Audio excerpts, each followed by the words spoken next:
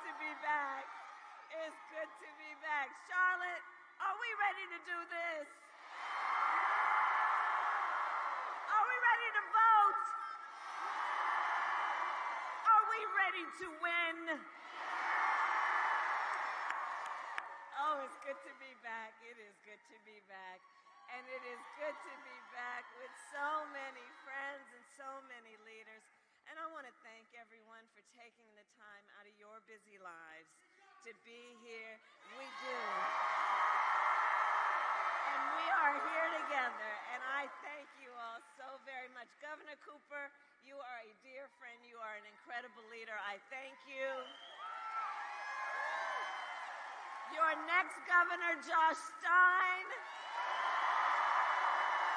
Your next Attorney General, Jeff Jackson. Congresswoman Adams, Mayor Lyles, DNC Chair Harrison, Kerry Washington. Let's give it up for all of them. And for Brittany Spencer and Khalid, the War and Treaty, and John Bon Jovi.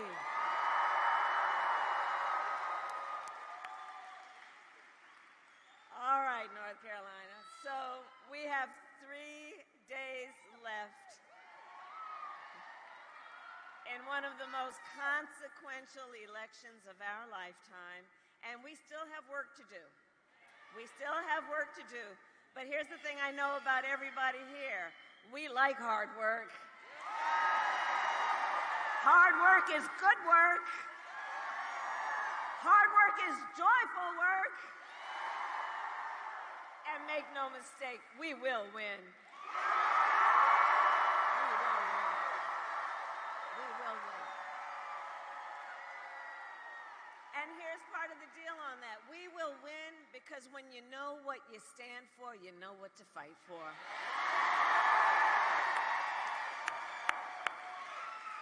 And we have an opportunity in this election to turn the page on a decade of Donald Trump trying to keep us divided and afraid of each other. We're done with that. We're done. We're exhausted with it. We're done. And we know who he is. We know who he is. He tells us every day. But Charlotte, that's not who we are. That's not who we are. And we know it is time for a new generation of leadership in America.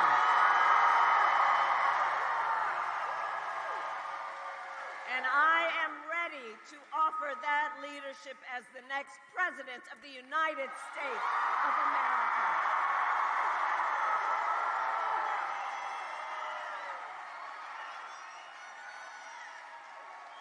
And North Carolina, here's the thing, you know me, I'm not afraid of tough fights.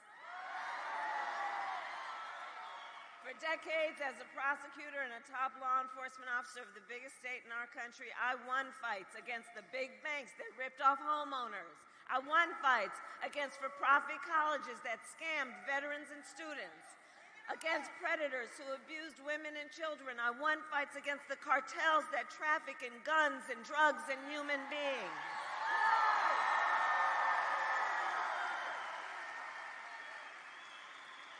And I pledge to you that if you give me the chance to fight on your behalf as president, there is nothing in the world that will stand in my way.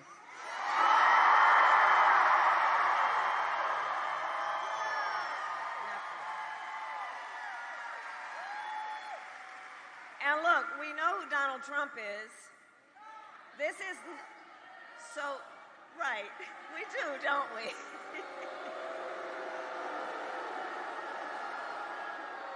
And here's one of the things we know about him. This is not someone who is thinking about how to make your life better. And this is someone who is increasingly unstable, obsessed with revenge, consumed with grievance, and the man is out for unchecked power. So look, in less than 90 days, it's either going to be him or me sitting in the Oval Office.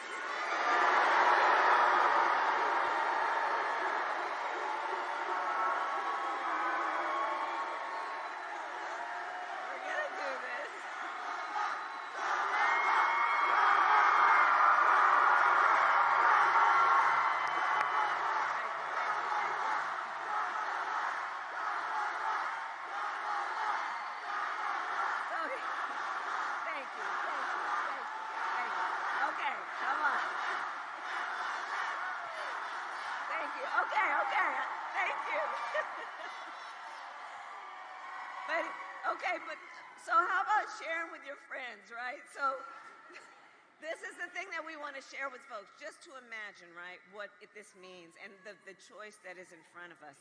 Imagine, and let's ask the friends who are not here to imagine the Oval Office. You've seen it on TV, right? Imagine the Oval Office, and if he is elected, Donald Trump on day one would be sitting in that office stewing over his enemies list.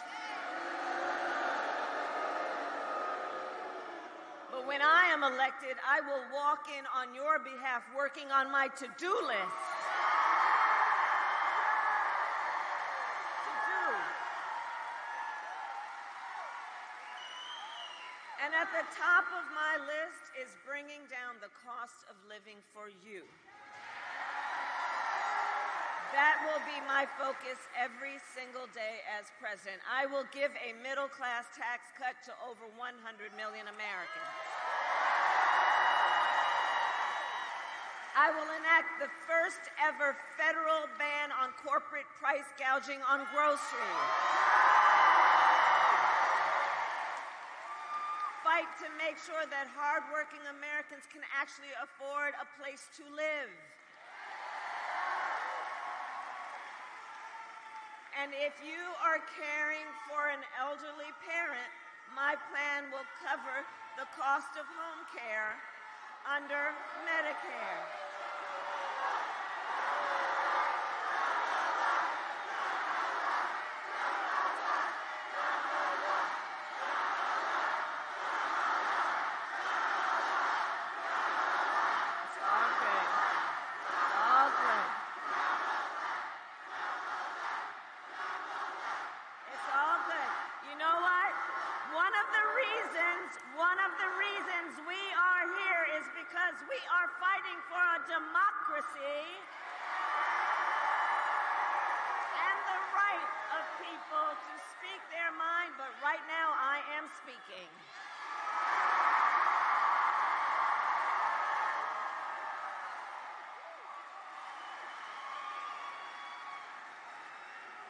So bringing down the cost of living for you includes making sure that we are caring for those who are caring for others.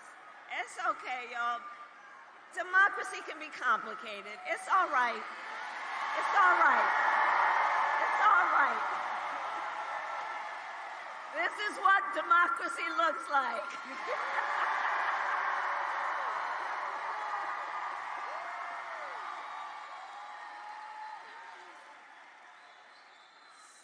Included in the work we will do is ensuring that Medicare covers the cost of home health care for seniors. And I'll tell you, a lot of how I think about these policies is based on my own experiences. When my mother was sick, I took care of her.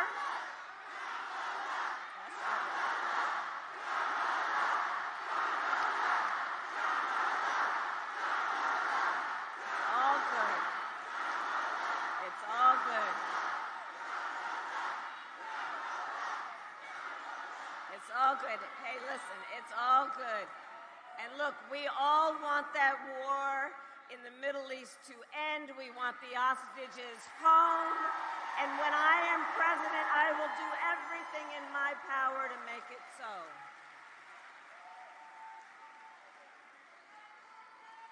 So much about what I care about on your behalf is truly about dignity.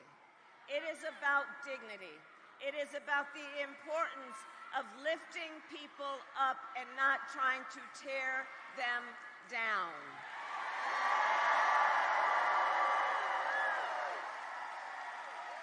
Which is why my plan will lower the cost of child care, cut taxes for small businesses. Do we have small business owners in the room? Here we do. I love our small businesses. You all are part of the big backbone of America's economy. Keep doing what you do. I love our small businesses. You are.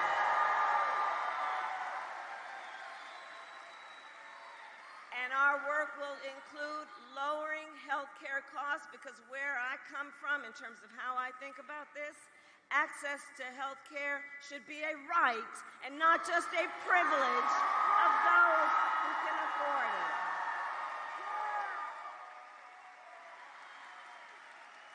On the other hand, Donald Trump's answer to the financial pressures you face, same as it was last time. Another $1 trillion in tax cuts for billionaires and big corporations. And this time he will pay for it with a 20% national sales tax on everything you buy that is imported: clothes, food, toys, cell phones. A Trump sales tax that economists have estimated will cost you an additional $4,000 a year. And on top of that, Donald Trump still wants to get rid of the Affordable Care Act, which would throw millions of Americans off their health insurance and take us back to the time when insurance companies could deny people with pre-existing conditions. You remember what that was? Well, we are not going back. We are not going back.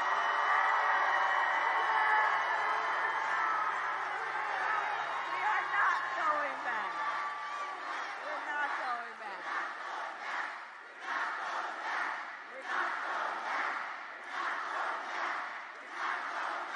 And we are not going back because ours is a fight for the future.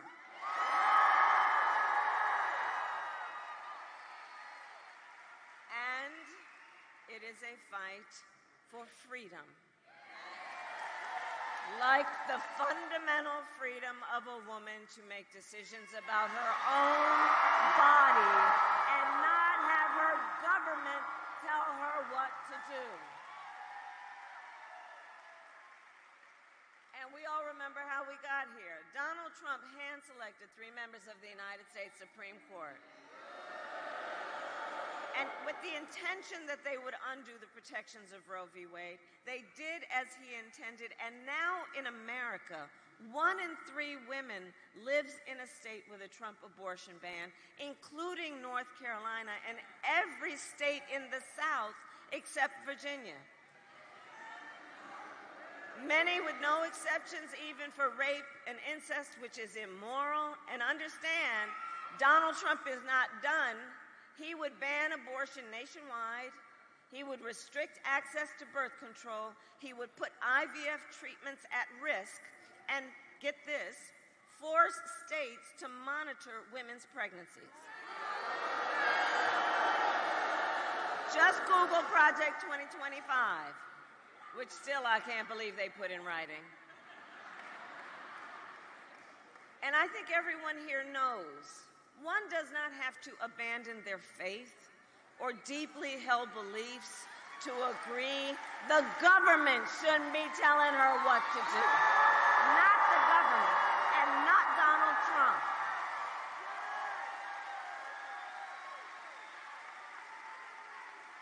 And when Congress passes a bill to restore reproductive freedom nationwide, as President of the United States, I will proudly sign it into law. Proudly. Proudly. So, North Carolina, I'm here to ask for your vote. I'm here to ask for your vote. And here And here is my pledge to you.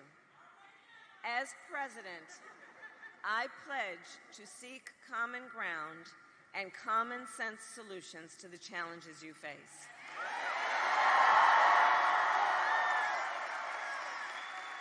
I am not looking to score political points. I am looking to make progress.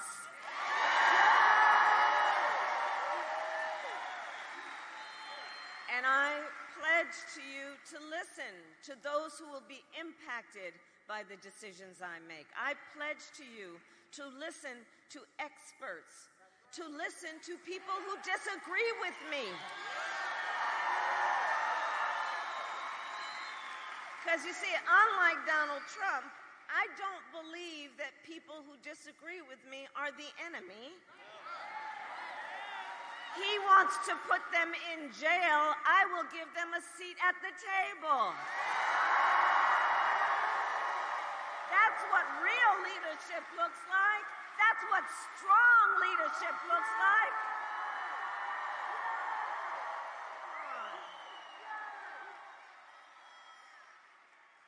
And I pledge to always put country above party and self, and to be a president for all Americans.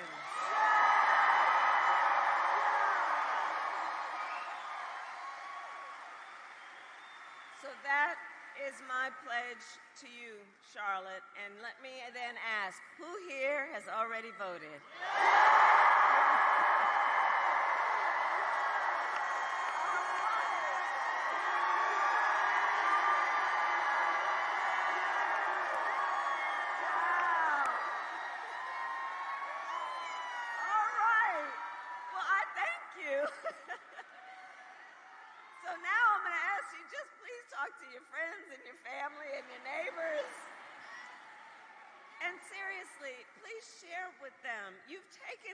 Time out of all the other obligations you have.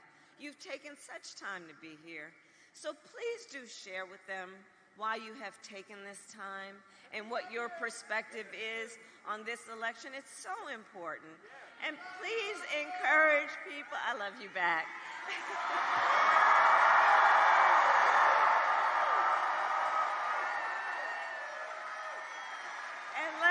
Let's encourage everyone to know the strength of their voice. And for anyone who hasn't voted yet, look, first of all, no judgment, but please do get to it.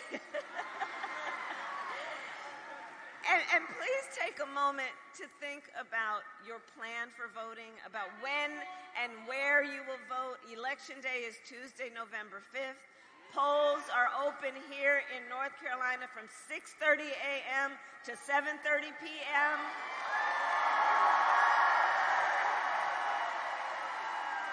Go to iwillvote.com for any information you need about when and where to vote, because, listen, we need everyone to vote, North Carolina.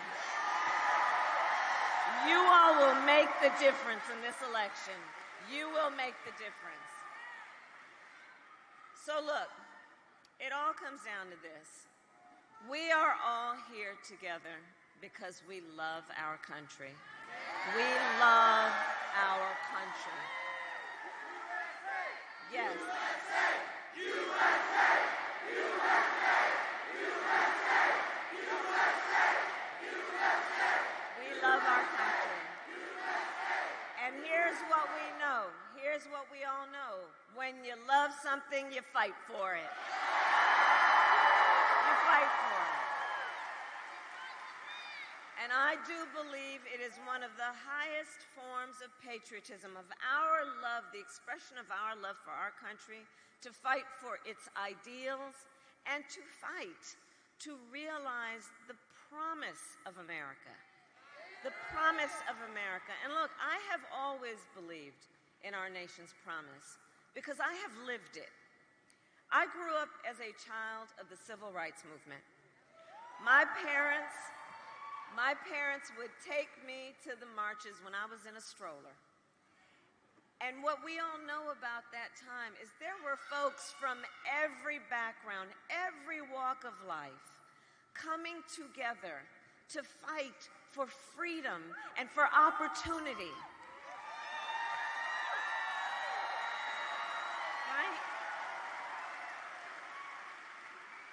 And growing up, I saw how hard my mother worked to give her daughters the same chances our country gave her. And I was blessed to have family by blood and family by love who instilled in me the values of community and compassion and faith. And I have spent my life fighting for people who have been hurt and counted out, but who never stopped believing that in our country, anything is possible.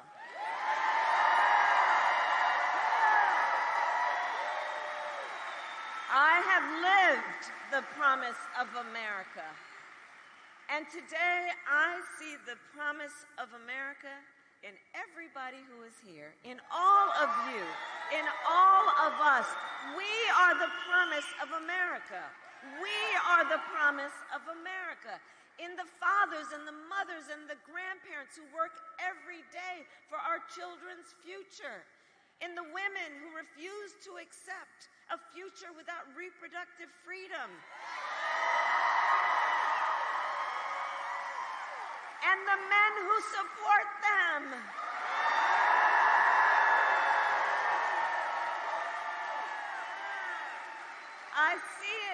I see it in Republicans who have never voted for a Democrat before, but who are putting Constitution of the United States over party.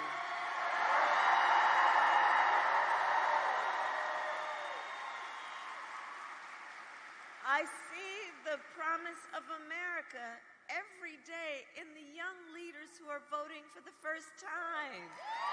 Where are you? Where are you? Let me see you. Right? I love you guys. I love Gen Z. I love Gen Z. I love this generation. And because, here's the thing. You all are rightly impatient for change. They are impatient for change. You are determined to live free from gun violence, to take on the climate crisis, and to shape the world you will inherit. I know that. And for this generation, none of these issues is theoretical. These issues are not political. This is a lived experience for you all. And I see you, and I see your power, and I see your purpose, and I am so proud of you. Can we hear it for the first-time voters?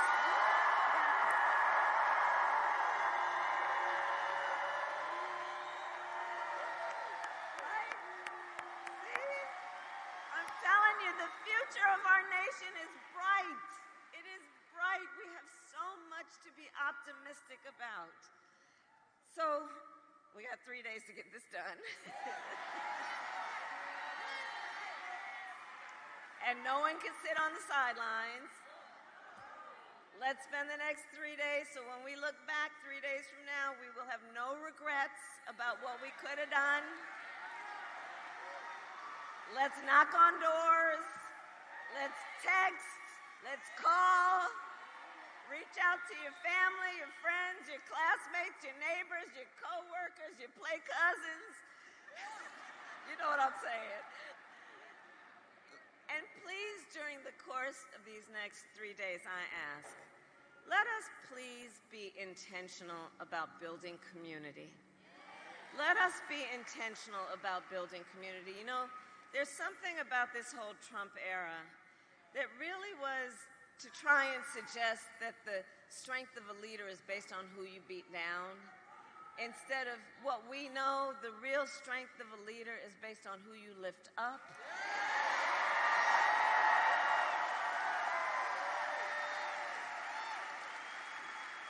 Let's be intentional about building community, and let's be intentional about building coalitions, remembering that the vast majority of us have so much more in common than what separates us. And there is power in that. There is power in that approach, and it will strengthen our country. And so I'll leave you with this. Let's remember, and please remind everyone, Your vote is your voice, and your voice is your power.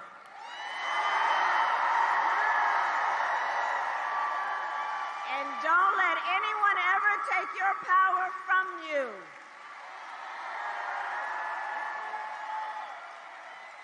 Right? So, North Carolina, today I ask you, are you ready to make your voices heard?